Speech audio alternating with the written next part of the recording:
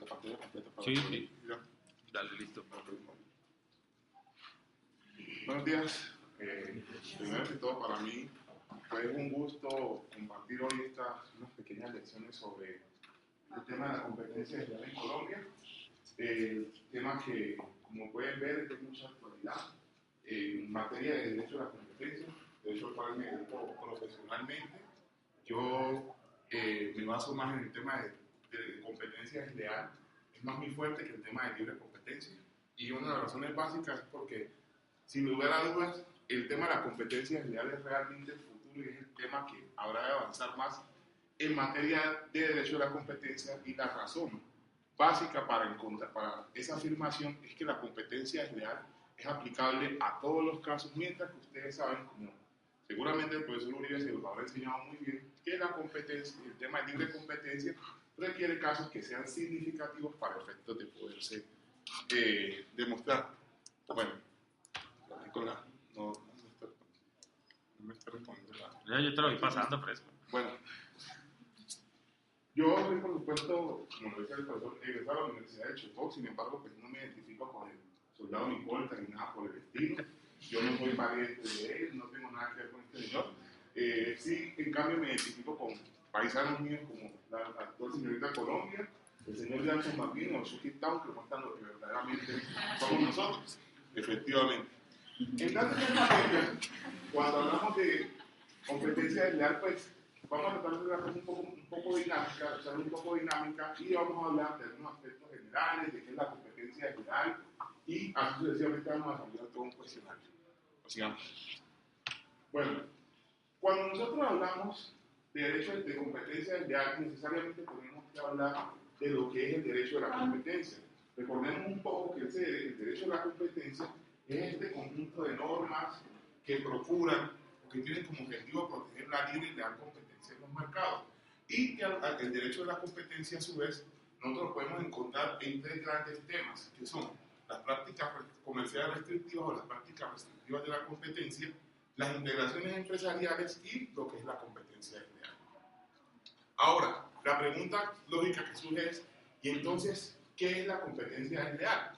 La competencia desleal la podríamos definir como un área de estudio del derecho a la competencia cuyo objetivo es reprimir actos o conductas desarrolladas por participantes en el mercado cuyo actuar no se adecua a los parámetros éticos exigibles a los mismos, a fin de que la consecución de clientes que se desarrollan en el mercado sea consecuencia de el buen actuar, de la debida elección de estos y no de los actos no aceptables por parte de los concurrentes en el mercado. Digamos.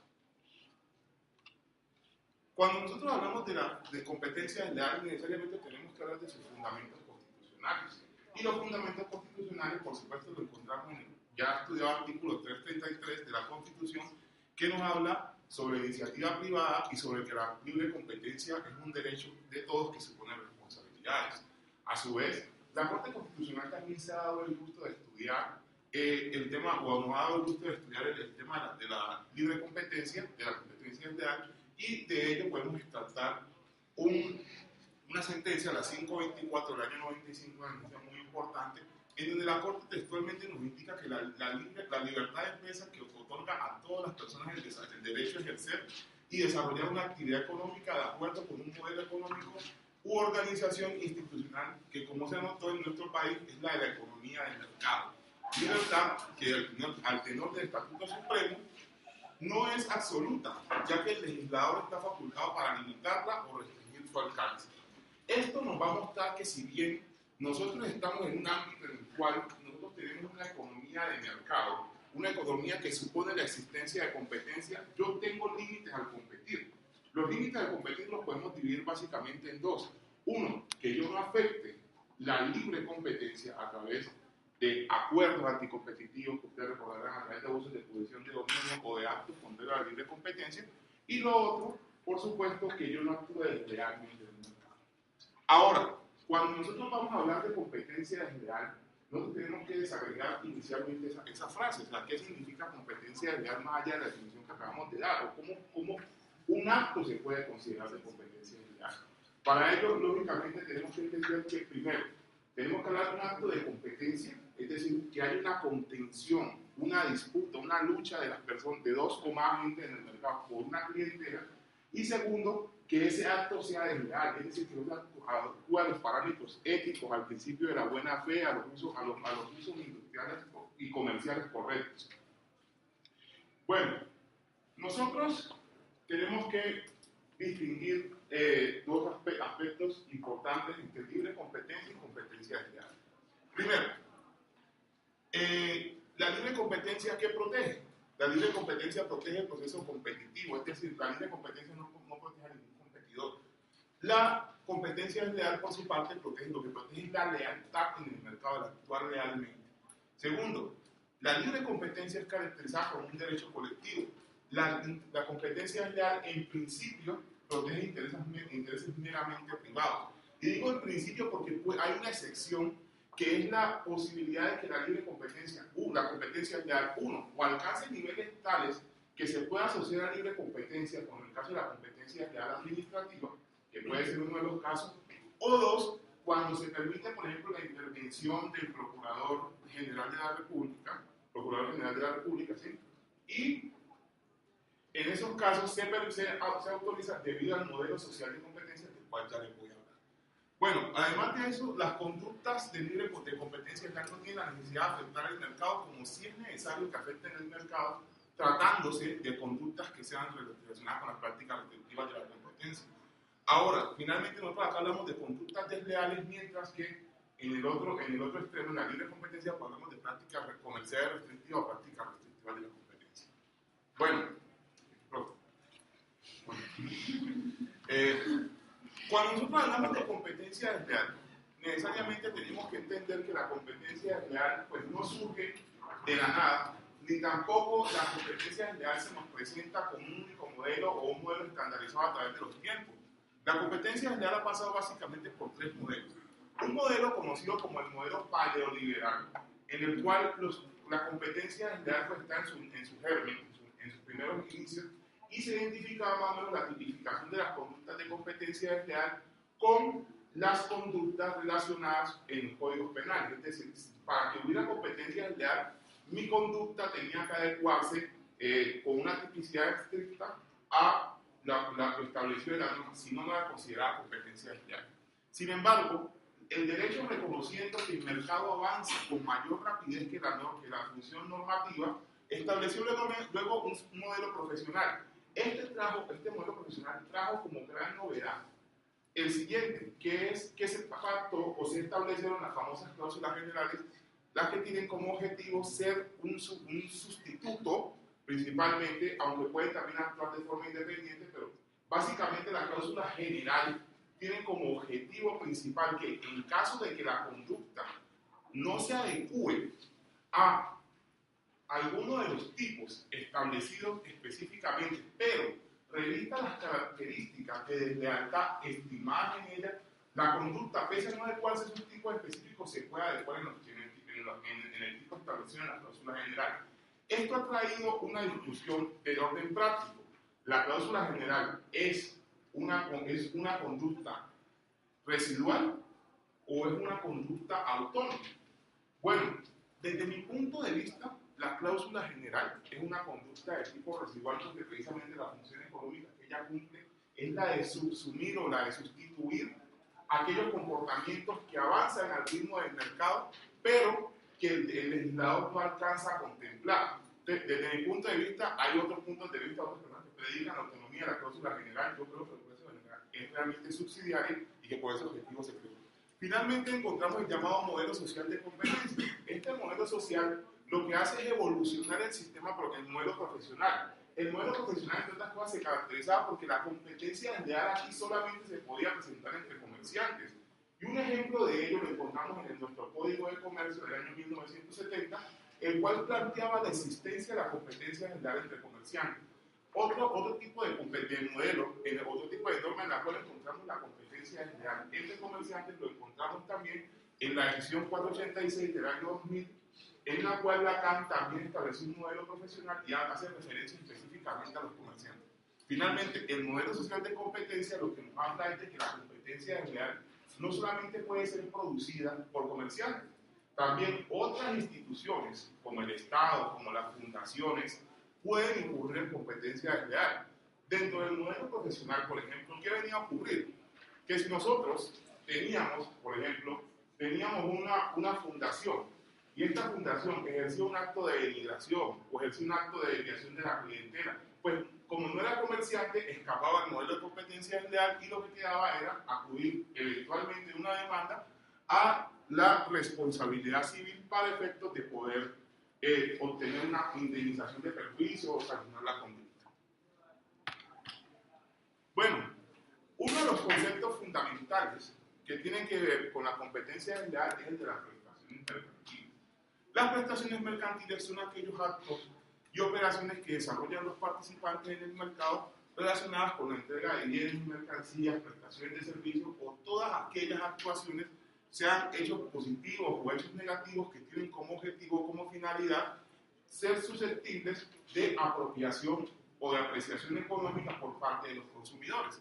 En concreto, podemos hablar de actos como las relaciones de consumo, la publicidad, la creación de reputación. Participantes en el mercado del sistema de competencia desleal, pues son, como les decía, consumidores, comerciantes, el propio Estado. Y como tal, nosotros bajo este entorno podemos identificar que la competencia desleal en nuestra ley 256 asume un modelo social y asume un entorno más amplio. Entonces, ¿a qué comportamiento se le aplica la ley de competencia desleal? La ley de competencia desleal se le aplica a comportamientos que cumplan con tres ámbitos que están establecidos en los artículos 2, 3 y 4. Estos ámbitos son el ámbito objetivo de competencia. Entonces, dice que la ley de competencia desleal se aplica a todos aquellos participantes en el mercado que desarrollen una actividad o una conducta en dicho mercado, pero que además tenga una finalidad concurrencial. Vale la aclaración que cuando hablamos aquí del concepto de mercado, nos estamos hablando del concepto de mercado como aquel lugar en el cual las personas, oferentes y demandantes, se encuentran para hacer intercambios de bienes y servicios. No estamos refiriéndonos en este caso, y por supuesto el ámbito objetivo no se cumple en los términos beckerianos, cuando Gary Becker, el famoso premio Nobel de Economía, decía que existían los mercados no monetarios, donde, o los mercados de transacciones no monetarias, donde, por ejemplo, hablábamos del caso del amor, cuando era Gary Becker, y que el amor podía medirse económicamente.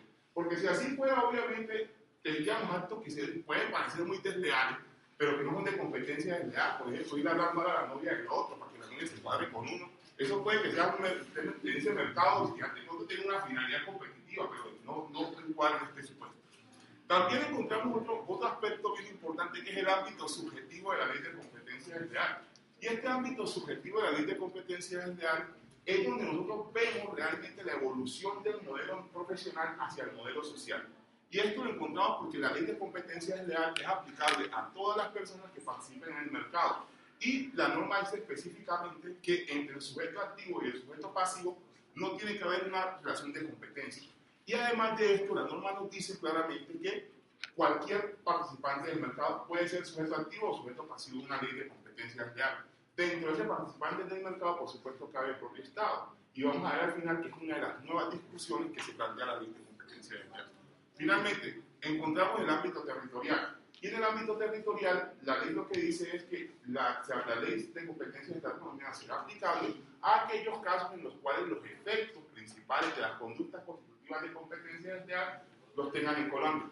Recuerdo mucho un caso que tuvimos hace algún tiempo en mi oficina, en el cual teníamos un participante en el mercado que imitaba unos productos de una empresa que yo represento, y las imitaciones las hacía en China, las llevaba a Panamá y desde Panamá las importaba, pero él no tenía domicilio como tal en Colombia.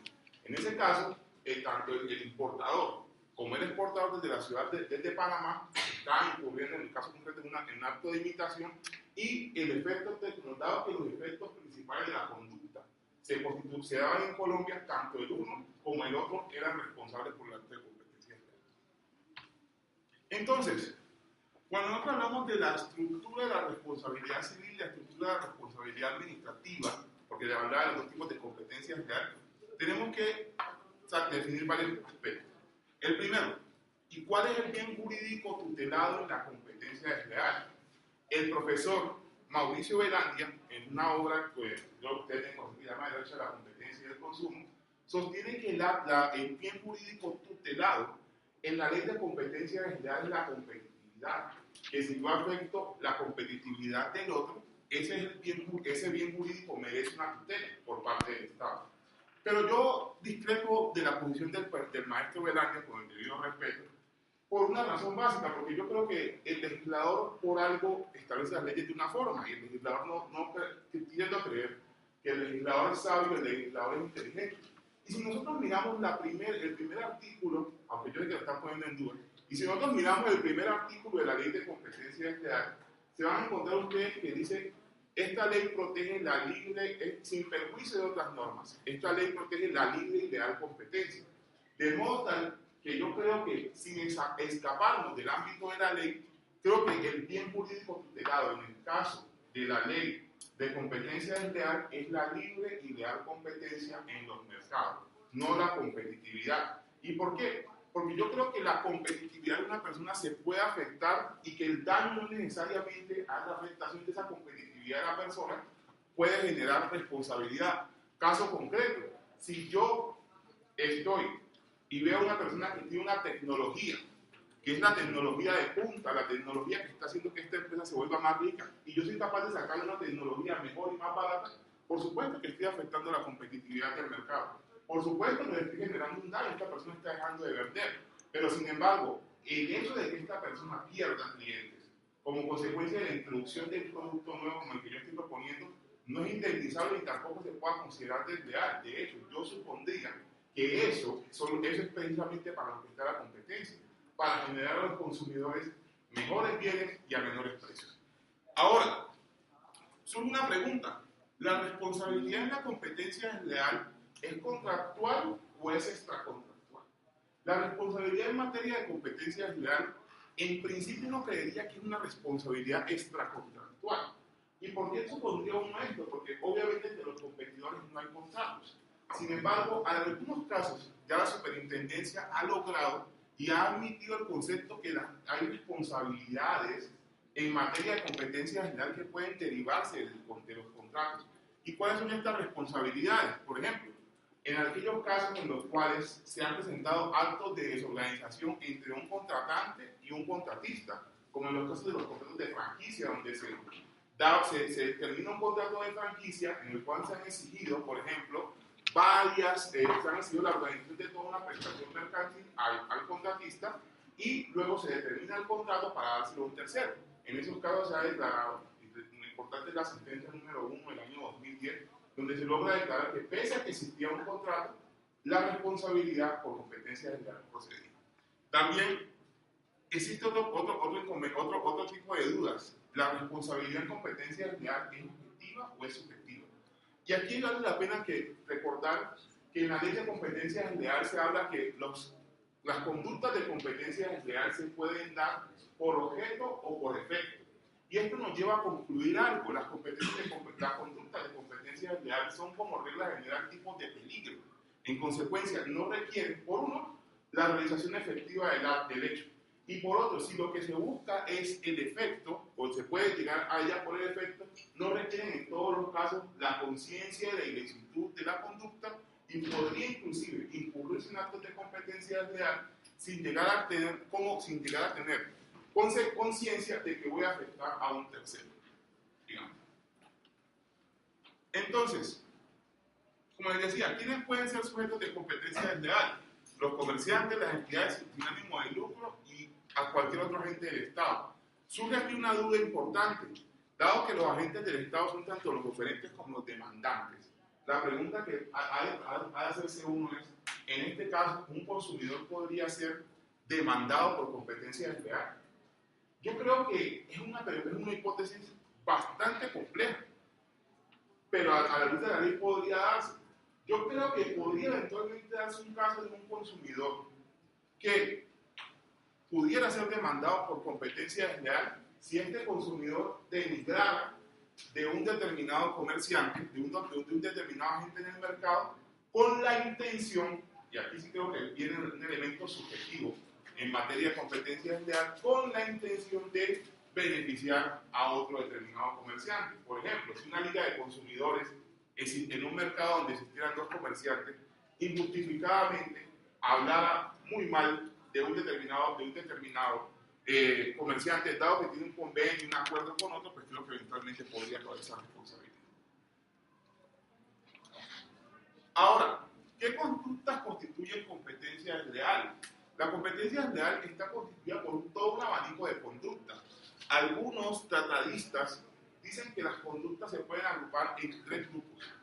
Conductas que van contra los competidores, conductas contra los consumidores y conductas que atentan contra el mercado.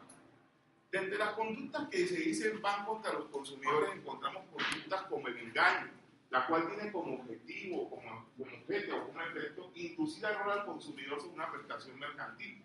Básicamente el engaño ocurre o ha ocurrido en casos como el de una famosa marca de caldo de gallina que ofrecía en el mercado un caldo de gallina, pero que no era hecho de gallina. Pues el competidor la demandó, perdón, caldo de costilla que no tenía costilla. Eso es una sentencia del año 2010. Y en ese caso, no es lo que estaban pensando, en ese caso lo que ocurría era que la competencia logró probar que el caldo de costilla pues no tenía costilla. Entonces era un sabor artificial a costilla y se demandó por engaño y la superintendencia accedió a las pretensiones. También se habla de conductas contra el consumidor y creo que son las conductas más evidentes contra el consumidor. Dos conductas específicas que son la imitación y la confusión. Si ustedes miran los tipos de imitación y los tipos de confusión, van a encontrar que en el primero, en el caso de la imitación, se establecen varios tipos de imitación o varias limitaciones a la imitación. Parte de la premisa principal de que en Colombia la imitación es libre. Es decir, la imitación tiene una función económica importante porque en la medida en que se permiten las imitaciones generan nuevos mercados.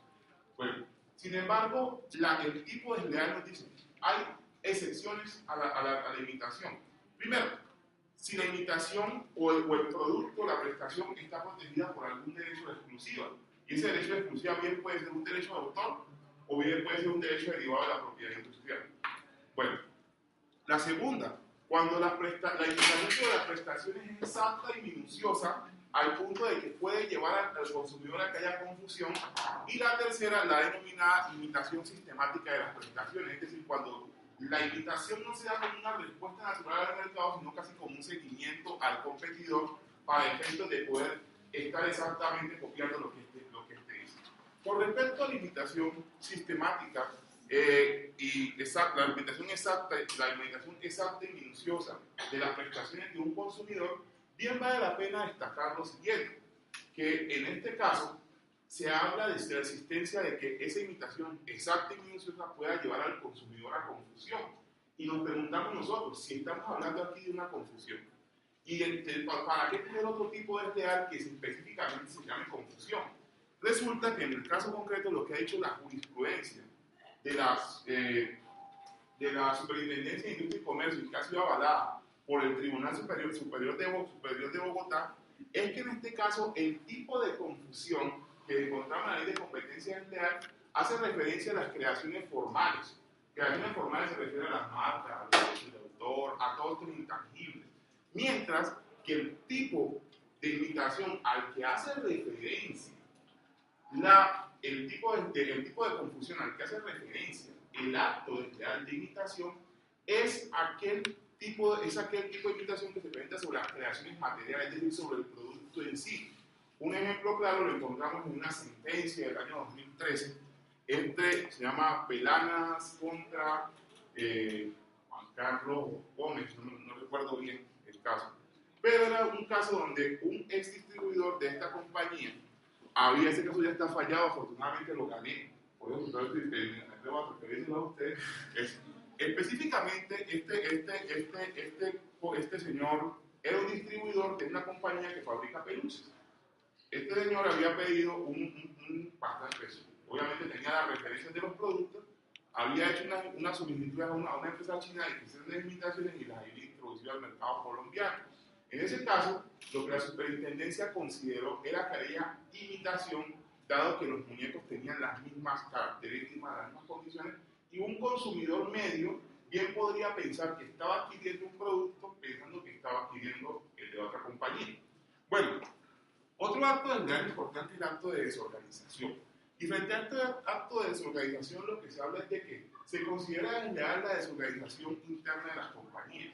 Y un caso muy importante que considero es precisamente el caso de la desorganización que ocurrió entre una importante compañía del sector de los alimentos y un franquiciado en el cual se consideró que había desorganización dado que le habían terminado injustamente el contrato para entregárselo a un tercero. Y como es para el efecto de desarrollar el contrato, este franquiciado había tenido la necesidad de establecer unos locales, pintarlos, tener un número determinado de empleados, es decir, se le había organizado la forma en que iba a prestar sus servicios, pues una vez terminado el contrato, de manera injustificada, se consideraba que en el caso concreto había tenido que despedir a los trabajadores, había tenido que levantar todo el negocio y como consecuencia de ello efectivamente había sufrido una desorganización.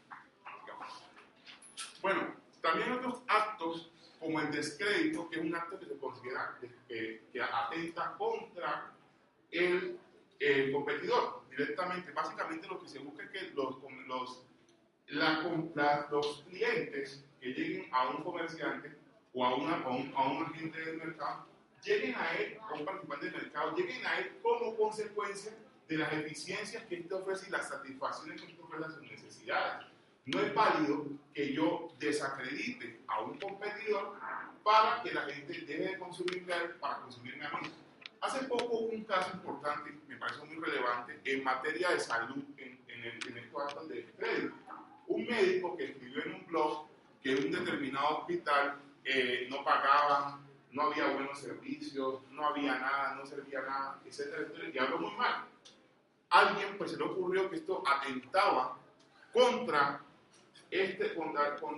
la competitividad, contra ese bien jurídico tutelado, también de la lealtad, porque este médico era un empleado de ahí, era un empleado contratado a ganar por cooperativa, y en consecuencia demandó a esta persona ante la Superintendencia de Industria y Comercio por competencia desleal. Lo bueno de la jurisprudencia es que la jurisprudencia dijo, no todo hecho, o no en todos los casos en los que alguien hable mal de alguien, de otra persona en el mercado, se puede considerar que constituye descrédito, porque en el caso concreto se logró probar, o la parte demandada logró probar que efectivamente lo que el médico estaba haciendo referencia, todo era cierto. O sea, si bien estaba hablando mal, pues estaba diciendo la verdad y en consecuencia, pues el acto no se podía considerar desleal. Hay otros tipos también de competencia desleal, como el de desviación de la clientela, que del que estaba hablando el profesor Uribe. Este tipo de desleal es un tipo que, si bien se puede considerar en principio como genérico, tiene varios matices importantes. Desviar la clientela per se no es malo. Efectivamente, si uno se pone a mirar, la desviación de la clientela es el objetivo final de todos los competidores. Yo quiero que tú dejes de comprarle a él para comprarme a mí, y eso es desviar la clientela. Lo importante de este tipo es cómo, o a lo que llega este tipo a decir, cómo se desvía la clientela. Si la clientela se desvía mediante conductas engañosas, mediante conductas que no son acordes con los sanos usos y costumbres, esa desviación de la clientela, en la cual yo tengo que probar que la gente dejó, que los consumidores dejaron de comprar, dejaron de adquirir los productos míos por adquirir los productos del demandado, en estos casos se produce este tipo de competencia desleal y como consecuencia esto merece reproche. La desviación de la clientela desde el punto de vista jurisprudencial es considerada una mini cláusula general. ¿Por qué? Porque solo en la medida en que se presenten estas otras conductas, o es decir, como que se vaya acompañada del engaño, o vaya acompañada de cualquier otra conducta a la que no hace referencia el artículo 8 de la ley 256, se considerará desleal esta desviación de la clientela. En un caso muy interesante, ocurrió por ahí en el año 2013, en el cual dos empresas prestadores de servicios de salud en el Chocó, estaba disputando una clientela en el mercado de la cirugía maxilofacial. Una de ellas estaba habilitada y cumplía efectivamente con las normas de habilitación, la otra no. Esta segunda empresa, obviamente, que no cumplía, ofertaba por debajo del precio del mercado, un precio mucho menor en el mercado, y en consecuencia lograba captar mayor número de EPS. La IPS, que estaba cumpliendo efectivamente, que cumplía toda la carga regulatoria, pues procedió a presentar la respectiva demanda y en consecuencia la Superintendencia de Industria y Comercio dijo que el actuar en el mercado por fuera de las normas que tenía establecido el mercado, las cargas regulatorias que se imponían en el mercado para efectos de que alguien pudiera acomodarse o pudiera ser partícipe de él, era un actuar que constituía una conducta que no se acomodaba con los usos honestos que se esperaba de los participantes en el mercado y en consecuencia terminó otorgándole la razón al demandante. Hay un tipo de desleal bien importante que es el de violación de normas, y este tipo de desleal se considera un comodín dentro de las conductas constitutivas de competencia desleal. ¿Cuál es la importancia de este tipo de desleal? Que dice que la obtención de una ventaja competitiva significativa obtenida mediante la violación de una norma jurídica se considera desleal. Y es importante tener en cuenta porque en el mercado se suelen violar muchas veces las normas por las que deben regirse los participantes en el mercado. Sin embargo, no toda violación de una norma implica necesariamente que haya deslealtad. Y creo que es más importante hablar de aquellos casos en los cuales no se da la violación del tipo de desleal, pese a que haya violación de normas, que en los casos en los cuales se ofrece, se da el tipo. Es el caso concreto de cuando ocurre un caso bastante particular que encontré en España, donde había una regulación que imponía a los motociclistas usar chalecos reflectivos. Estos chalecos reflectivos pues, tenían unas condiciones regulatorias, tener determinada altura, tener luces, y un participante del mercado introdujo en él un conjunto de chalecos reflectivos que no cumplían con dicha regulación. Ante esto, el demandante interpuso una demanda y básicamente fundamental en el acto de violación de normas. Pero en este caso, lo que ocurrió fue que le dijeron, o lo que se dijo fue, si bien es cierto, el participante está violando la norma jurídica, no se probó en este caso que la ventaja competitiva obtenida por este participante en el mercado fuera significativa. En consecuencia, cuando no hay ventaja competitiva significativa, porque puede haber ventaja competitiva, pero no es significativa, es decir, no es la que precisa, no es la que hace que un cliente se decida por uno y no por otro, por ejemplo, o no es la que hace que incida de tal forma en el precio que haga que pueda que potencialmente haga más atractivo un producto que otro, el acto no se considera real. Y esto se lo digo a propósito, y ya casi para terminar, porque existe un caso bien interesante, que es el famoso caso de Uber. La pregunta es, ¿Uber constituye competencia desleal a la luz de las normas de competencia desleal colombianas?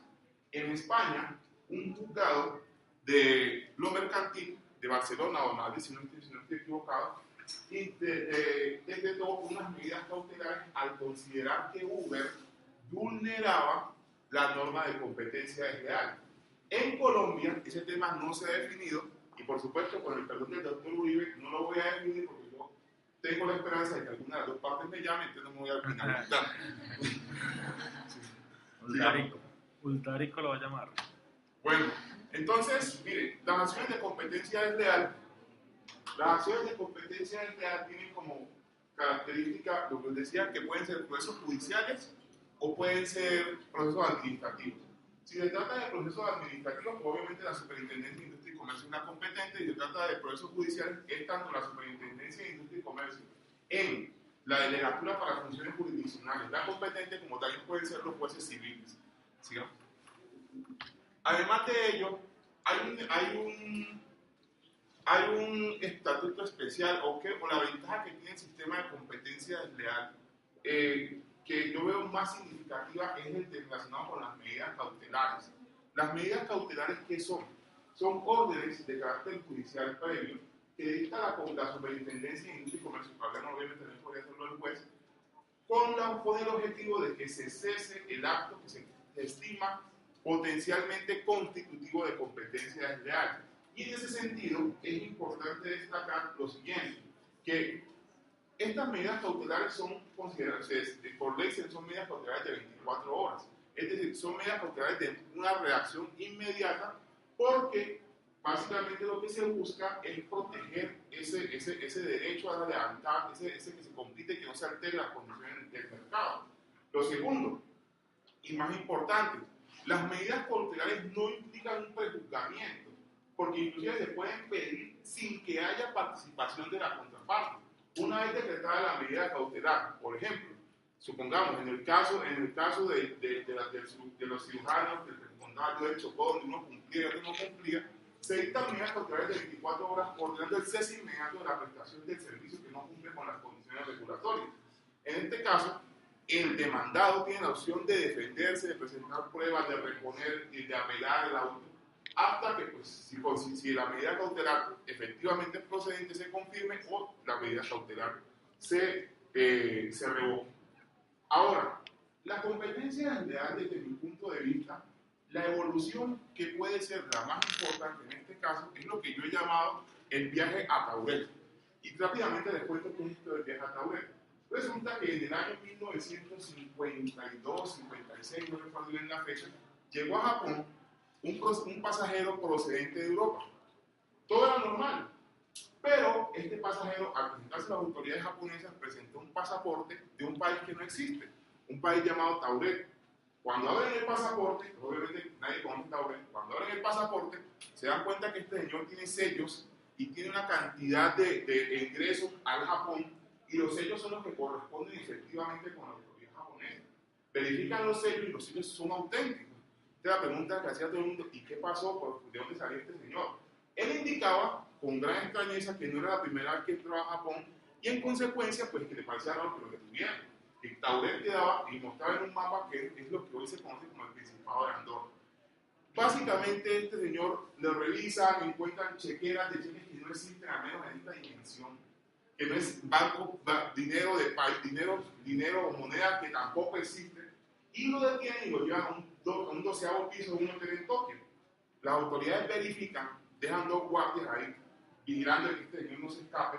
Obviamente en un piso 12, pues nadie va a tirar por la ventana.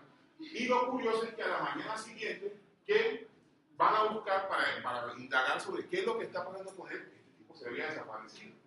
Miraron, obviamente no había restos humanos en la calle. No había ninguna posibilidad de escapar, y este señor nunca se le volvió a encontrar. Y dentro del ámbito de la física teórica, lo que se considera es que este señor de pronto lo que hizo fue un viaje interdimensional. Dejó toda la evidencia en esta dimensión, y como consecuencia de ello es uno de los mayores mitos o de los mayores enigmas, mejor dicho, de esta física teórica. ¿Y por qué traigo a colación esta historia? Porque yo creo que la competencia desleal nos va a llevar a un nuevo estadio. Hemos dicho a lo largo de esta charla que la competencia desleal no solamente se aplica a los comerciantes. Hemos dicho que se aplica a todo participante del mercado. Hemos hablado de que para que haya competencia desleal no necesariamente tiene que haber una relación de competencia. Y la pregunta que yo me hago, existiendo este tipo de violación de normas, y de ahí que la haya dejado de último, es: si la competencia es leal, existe la posibilidad de que alguien intervenga en un proceso competitivo, de que alguien violando una norma tenga una ventaja competitiva significativa. Pero esa ventaja competitiva significativa puede ser obtenida no para él, sino para un tercero. La pregunta es: los casos de contratación estatal en los cuales se violan los principios de transparencia y selección objetiva, principalmente, ¿podrían ser también competencia desleal o podrían constituir actos de competencia desleal?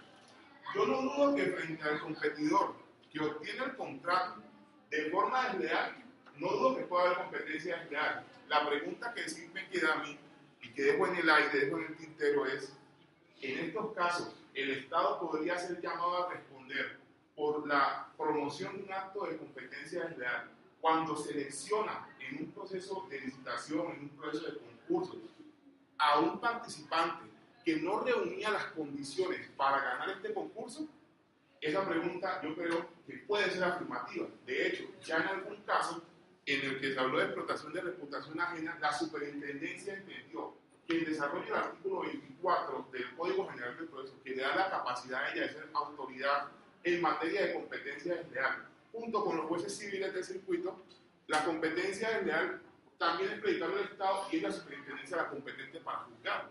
Así que la pregunta sería, ¿la competencia desleal entonces ha iniciado este viaje a Tauret? ¿Será que la competencia desleal ya salió definitivamente de ese ámbito inicial que era el comercio puro? Se fue al ámbito social, a la protección del consumidor, y ya vamos a tener un estadio donde la competencia desleal nos va a llevar a hablar del Estado como competidor desleal y a que se pueda juzgar al Estado por estas conductas. Esa pregunta la dejo para que ustedes la puedan resolver. Muchas gracias. Gracias, Juan.